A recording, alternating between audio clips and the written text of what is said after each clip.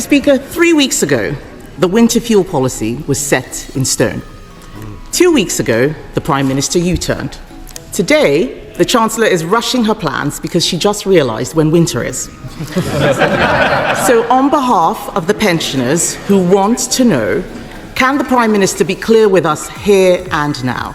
How many of the 10 million people who lost their winter fuel payments will get it back? Prime Minister. Well, I'm glad to see she's catching up with what happened 2 weeks ago. Mr. Speaker.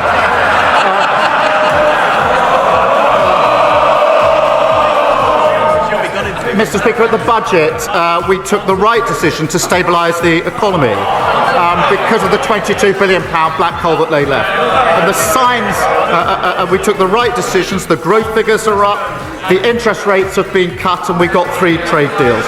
So we will look again, as I said 2 weeks ago, at the eligibility for winter fuel, and of course we'll set out how we pay for it. But because we've stabilised the economy, Mr. Speaker, we on this side are committed to the triple lock, and that increased pensions by over £400 this April. On their side, they say the triple lock is unsustainable, and I think her position is she wants to means test it.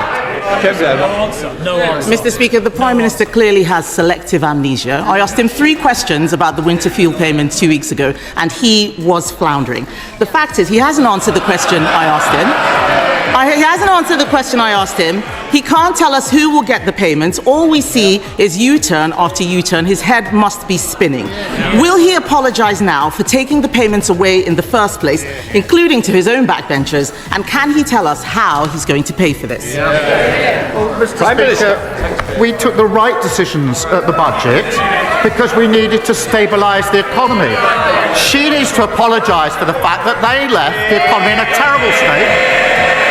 We had a mini budget which blew up the economy, and we were left with a £22 billion black hole. When she gets up, perhaps she should apologise for that. Mr. Speaker, the OBR has said there was no such black hole. He's just given away £30 billion for the Chagos Island. That's his black hole. He hasn't stabilised the economy. Borrowing prices are higher now than any time in the last Parliament. He has not stabilised the economy. He has no clear answers on what he's doing. It's just chaos, chaos, chaos.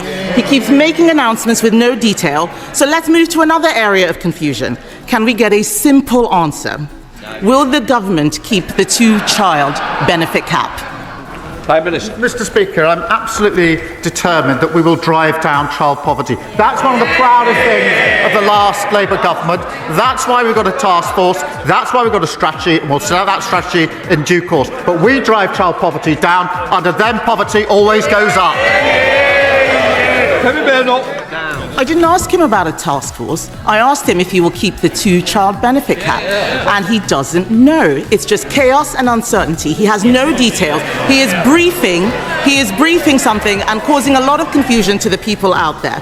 But on that 2-child benefit cap, Mr. Speaker, I'll tell him this. I believe in family, but I also believe in fairness. Yes. On this side of the House, we believe that people on benefits should have to make the same choices on having children as everyone else. Yes. What does the Prime Minister believe?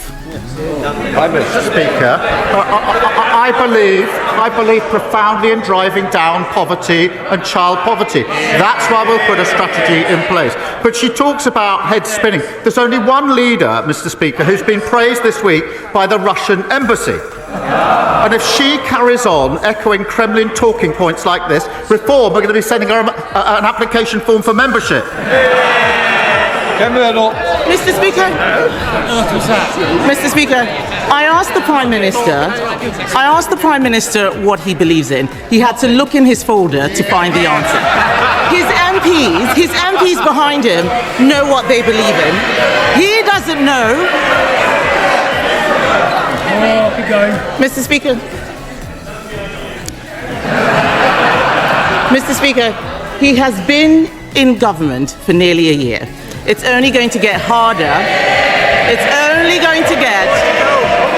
Yes.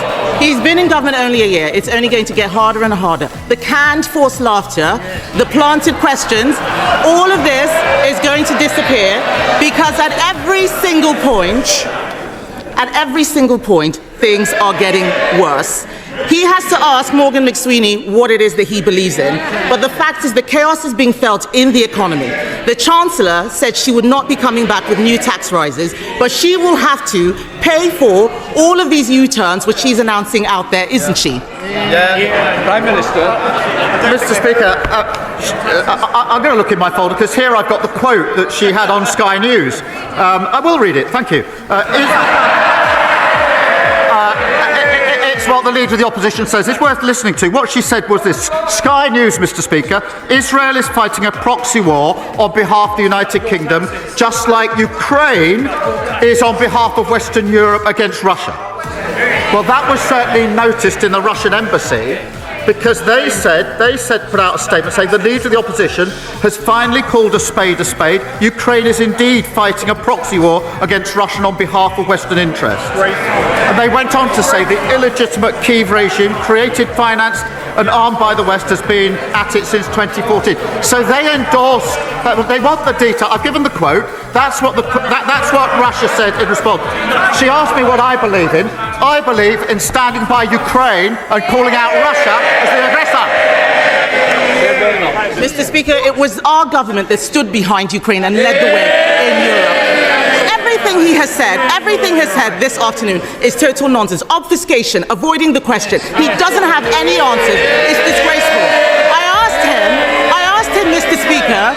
asked him, Mr. Speaker, about the two-child benefit cap. He's talking about the Kremlin. He's saying everything he can to distract from the mess he is making of our economy. The OECD has downgraded growth for the next 2 years. He can't rule out tax rises. The police chiefs are saying they don't have the money they need to keep the public safe. Just as he's releasing more criminals onto the streets. His cabinet are squabbling with each other. They've said that they've lost control of the borders, but he still managed, Mr. Speaker, to find £30 billion to give away the Chagos Islands. This is total and utter chaos. 2 weeks ago, he was crowing about his historic trade deal and how he got 0% tariffs on steel. Now the steel industry will face 25% tariffs unless he does exactly what President Trump tells him to. It is chaos, chaos, chaos. And isn't the root of the chaos, Mr. Speaker, that it is about this Prime Minister, his decisions and his judgment?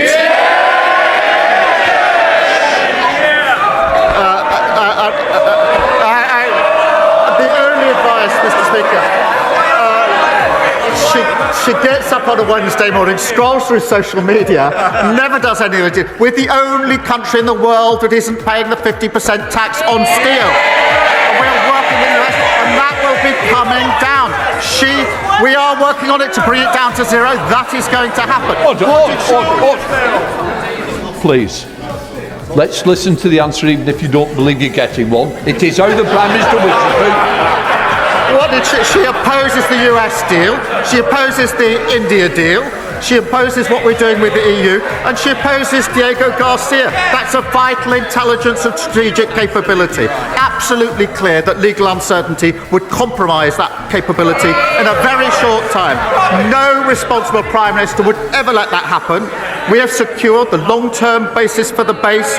That has been welcomed by, Mr. Speaker, welcomed by the US, NATO, Australia, New Zealand, India. They're our allies. It's been opposed by our adversaries, Russia, China and Iran. And into that column we have reform, presumably following Putin, and the Tories following reform.